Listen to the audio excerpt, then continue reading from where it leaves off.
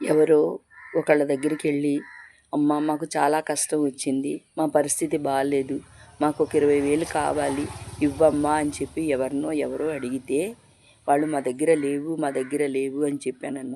వాళ్ళు డబ్బు అడిగిన వాళ్ళు ఎంతోమంది దగ్గరికి వెళ్ళి అడిగి వేసారిపోయి ఆఖరికి ఆమె దగ్గరికి వెళ్ళారు.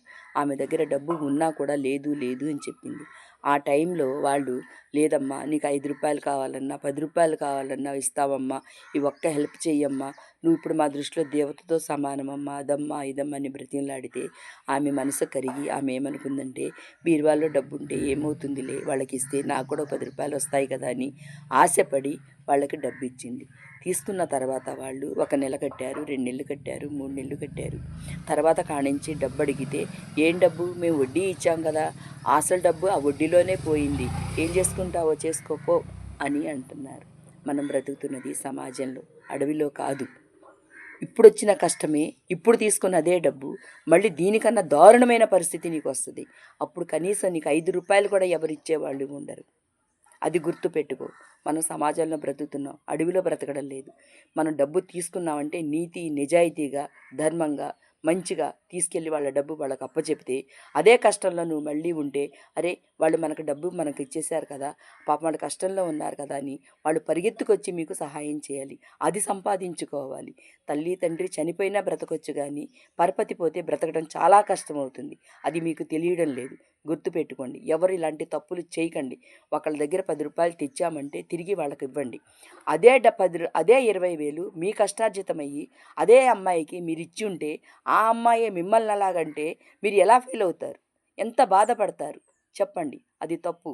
మీరు తప్పు చెయ్యొద్దు.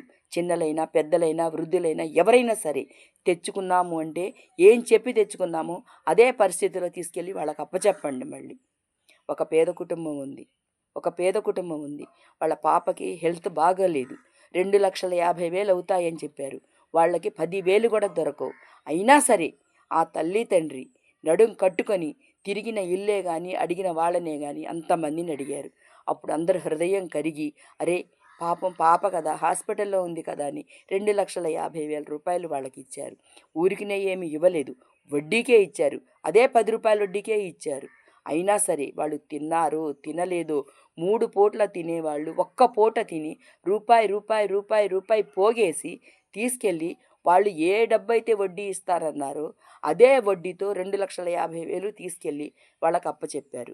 ఇప్పుడు వాళ్ళకి ఒక్క ఫోన్ చేసి, అమ్మ నాకు ఇలాగ అవసరం రా అంటే, నీకు ఎంత కావాలక్క, 10,000 కావాలా, 50,000 కావాలా, 1,00,000 కావాలా అని అడిగి వాళ్ళకి ఫోన్పే చేస్తున్నారు. అది సంపాదించుకోవాలి మనం.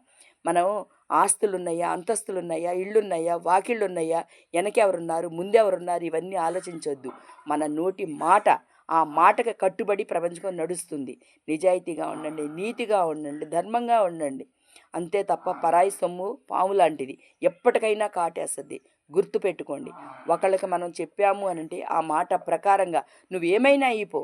2-3 పూటలు తినేదాన్ని ఒక్క పూట తిను, ప్రతి రూపాయి పోగేయి, తీసుకెళ్ళి వాళ్ళకి అప్పచెప్పిన తర్వాత మళ్ళీ నీకు అవసరం అంటే మళ్ళీ అడుగు, వాళ్ళే ఇస్తారు నీకు. అంతే తప్ప ఇలాంటి చెయ్యొద్దు. నన్ను అపార్థం చేసుకోవద్దు ఎవరును. ఎందుకంటే ఈ ప్రపంచకంలో జనరల్గా జరుగుతున్న యథార్థ గాథలు ఇవి. అందుకని కొంతమంది చెప్పుకోలేక ఏం చెయ్యాలో తెలియక సూసైడ్లు చేసుకునే వాళ్ళు కూడా ఉన్నారు. భర్తలకు తెలియకుండా ఇచ్చిన వాళ్ళు ఉన్నారు, బిడ్డలకు తెలియకుండా ఇచ్చిన వాళ్ళు ఉన్నారు. ఏ రోగమో నొప్పో వస్తే అవసరానికి మనకు ఉంటాయి కదా అని అనుకున్న వాళ్ళు కూడా తీసుకొచ్చి మీకు ఇచ్చిన వాళ్ళు ఉన్నారు.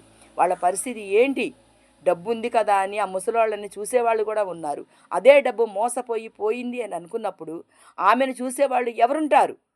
కనీసం మంచినీళ్ళు ఇచ్చేవాళ్ళు కూడా ఉండరు. ఆ డబ్బన్నా ఉంటే డబ్బును చూసైనా వాళ్ళని చూస్తారు. మీరు తీసుకెళ్ళి నీతిగా నిజాయితీగా ఎవరి దగ్గర తెచ్చుకున్నారో వాళ్ళకి మీరు ఏమిస్తానని చెప్పుకున్నారో ఆ ప్రకారంగా ఎవరి డబ్బుని వాళ్ళకి అప్పచెప్పండి. మనం బ్రతుకుతుంది సమాజంలో, అడవిలో కాదు. నిజాయితీగా బ్రతకండి, నీతిగా బ్రతకండి, పద్ధతిగా బ్రతకండి. నలుగురు మన గురించి చెప్పుకోవడం కాదు, మనం నలుగురు మన గురించి మంచిగా చెప్పుకునేటట్టుగా బ్రతకండి, చెడు చెప్పుకునేటట్టుగా కాదు.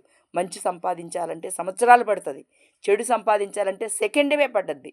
అదే మంచి సంవత్సరాలు ఎన్ని మంచి పనులు చేస్తే ఒక మంచి మాట వస్తుందో నోటమ్మట మీకు తెలియదు. అది గుర్తుపెట్టుకొని బ్రతకడం నేర్చుకోండి.